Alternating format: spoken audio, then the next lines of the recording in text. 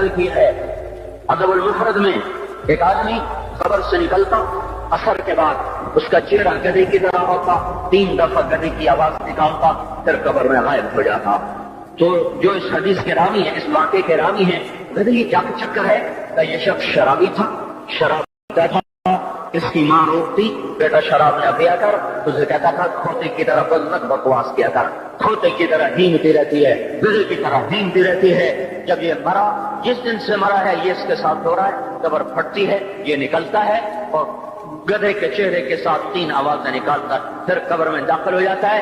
تو میرے بھائیو، اکثر نوجوان بیٹھے ہو، آج بدقسمتی ہے، آج کے سکول وہ علم نہیں سکھا رہے، وہ تو پیسے کما رہے ہیں، وہ 2 + 2 4 سکھا رہے ہیں۔ کون بتاتا ہے ماں کسے کہتے ہیں؟ کون بتاتا ہے باپ کیا ہے؟ ماں باپ نہیں بتاتے تو استاد کیا بتائیں گے؟ اسکول کیا بتائیں گے؟ ہماری بدقسمتی ہے کہ ہماری نسل کیبل میں مبتلا ہو گئی اور وہ ڈش میں پھنس گئے اور وہ انٹرنیٹ میں پھنس گئے۔ ہائے ہائے، انہیں اپنے اقدار بھولے، انہیں اپنی تہذیب بھولی، انہیں اپنی منزل بھولی، دنیا کے چسکوں میں لگ کر گم ہو گئے، اور یہی سب کچھ نہیں ہے۔ تو میرے بھائیو، یہ موقع ہے آج، یہ موقع ہے آج، کوئی ہے تو توبہ کرے۔ تیسرا آدمی جس کی آج بھی بخشش نہیں ہے وہ ہے جو دل میں کسی کے لیے ویر رکھتا ہو، ویر، بغض، ایک رنجش کسی سے بھی ہو جاتی، ایک ہے ویر رکھنا، ویر، بغض پالنا۔ اللہ تعالیٰ اس کو آج بھی نہیں معاف کرے گا۔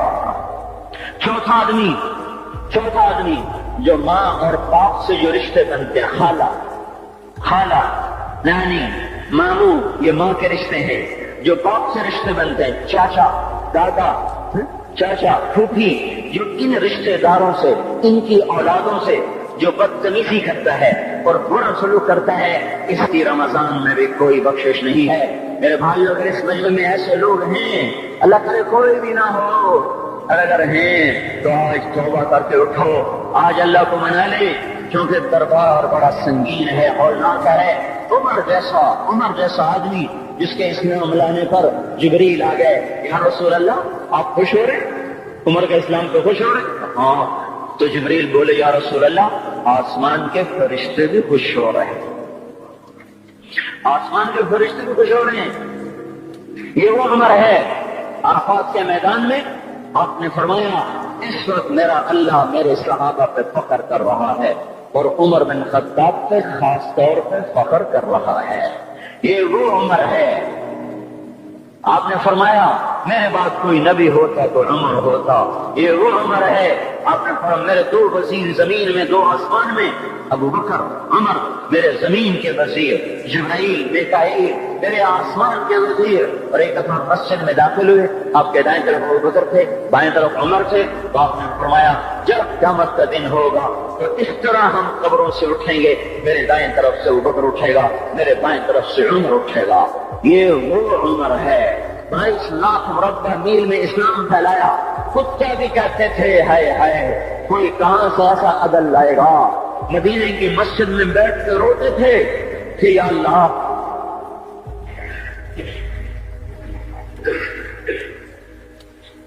فرات کے کنارے، دجلہ کے کنارے کوئی کتا بھی پیاسا مر گیا تو پکڑ کے عمر کھینچو گی۔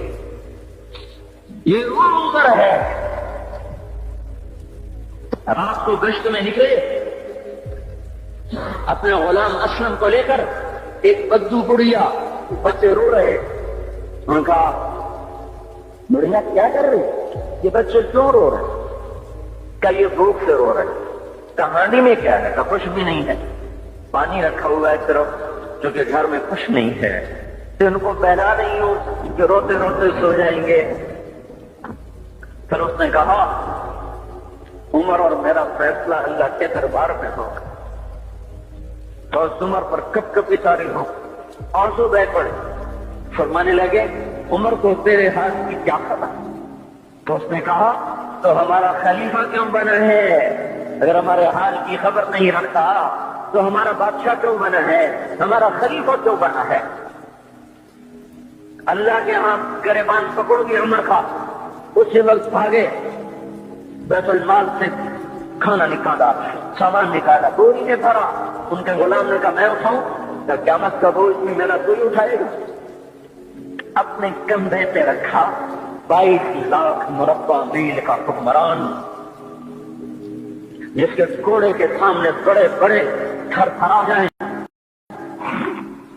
کندھے پہ بوری کو رکھا، بھاگے پہنچے، پنیر نکالا، کچھ گندم نکالی، کچھ گھی نکالا، اس کو آگ سے چڑھایا، لکڑیاں نکالی اور دھواں، اور اس میں پھونکے مار رہے، لکڑیاں گیلی اور وہ جلنے رہی، دھواں اٹھا۔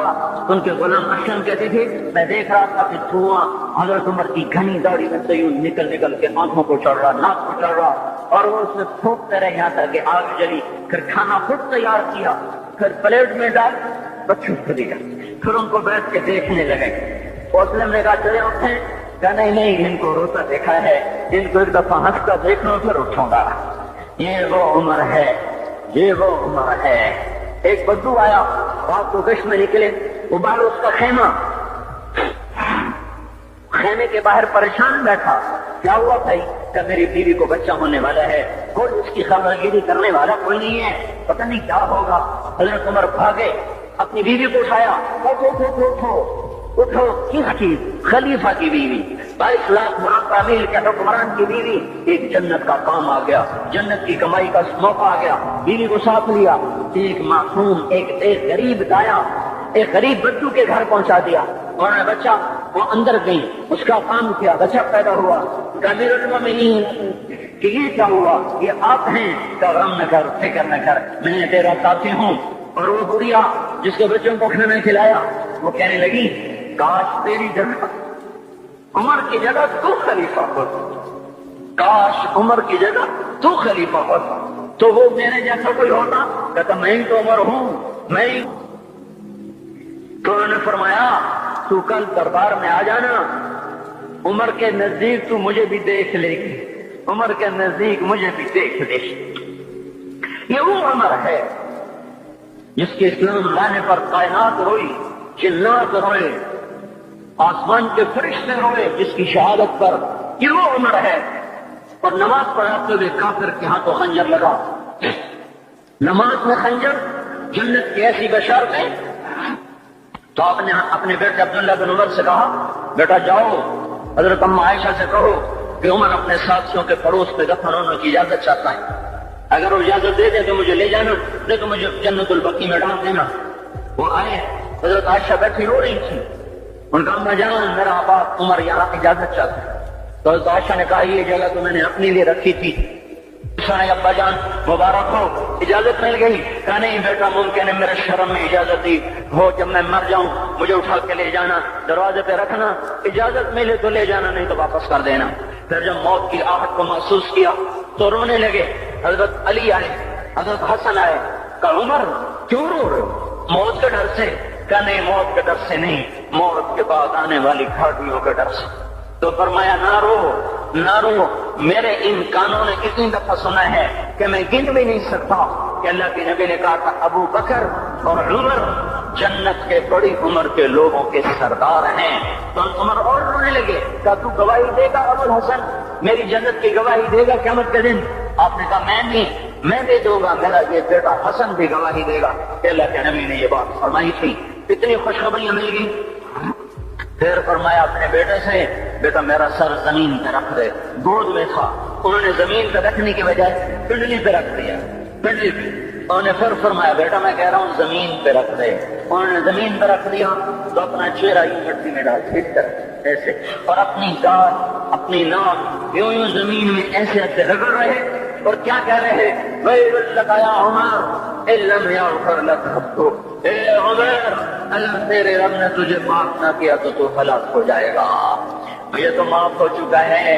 پھر ایسا ڈر ہے، اور طارق جمیل کو تو پتہ نہیں ہے، عبد الرحمان اسلم اکرم کو تو پتہ نہیں ہے، شہید بلال کو پتہ نہیں ہے، کسی کو پتہ نہیں ہے کہ کیا ہوگا کیا ہوگا، کچھ پتہ نہیں۔ زینب فاطمہ سمیہ کو کچھ پتہ نہیں ہے کہ کیا ہوگا، فاطمہ کو تو پتہ ہے پھر بھی کب کب آتی ہیں، خدیجہ عائشہ کو پتہ ہے، حضرت عائشہ محبوب ترین بیوی ہیں، جب انتقال کا وقت آیا تو اتنا روئی کہ چنی ساری آنسوں سے تر ہو گئی، موٹی چادر تھی بھیگ گئی آنسوں سے۔